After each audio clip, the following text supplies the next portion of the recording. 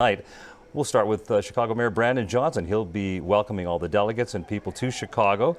Illinois Congresswoman Lauren Underwood from the 14th District, she is set to speak tonight, as well as former Secretary of State Hillary Clinton. She is going to be here, of course, the Democratic nominee for president in 2016.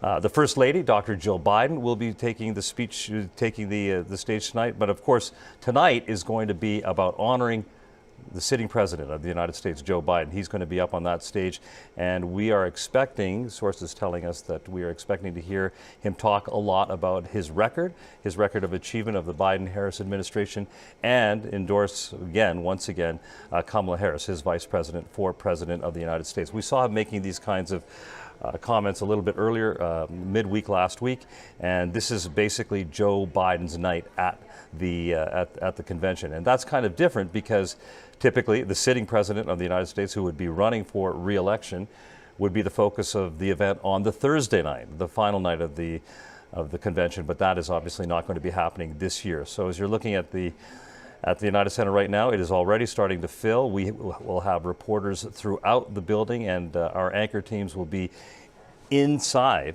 giving you the greatest flavor and sense of what is going on, this political spectacle that is going to be unfolding over the next several days here in Chicago. As you can see, there's a countdown clock on your screen right now. That is the countdown to the official start of the convention. But judging by what is happening inside and what is happening on the outside, certainly people are fully engaged in what is about to transpire here in Chicago in terms of the political world. And the amount of media that are here, as you can imagine, for a worldwide event like this represents the entire world. There are tens of thousands and thousands of media members from all around the world who are here, and they are going to be spaced throughout the United Center and inside and out. And as you can see, there is a live shot now outside the United Center, and all the traffic implications for all this have started to be set in stone now, and they have been actually since well into early yesterday evening, on Sunday evening.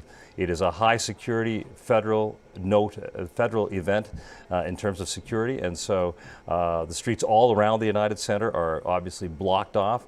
There are rules and regulations about where you can go and where you can't go. That whole area that you're looking at right now is going to be an area where only people with very serious credentials can even start to approach that building.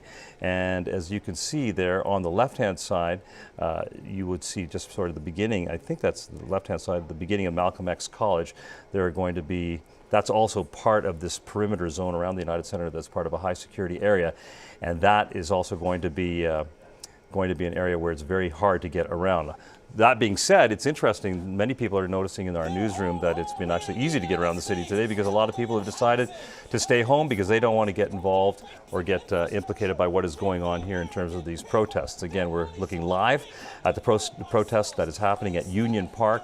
These are the speeches that are talking about the situation between Israel and Hamas, and the controversy over Israel's actions in the Gaza Strip in terms of what they're doing to fight back, they say, with Hamas over what happened with back in last October 7th, and the incursion into Israel by Hamas forces, killing some 1,200 Israelis. In the meantime, Israel has fought back to defend itself, as they say, and tens of thousands of people have been killed in that. So that is what is going to be an enormous issue that has an impact on and adds to the context and flavor about what's happening around the United Center over the next 4 days. These folks are expected to march. There's going to be another march expected on Thursday.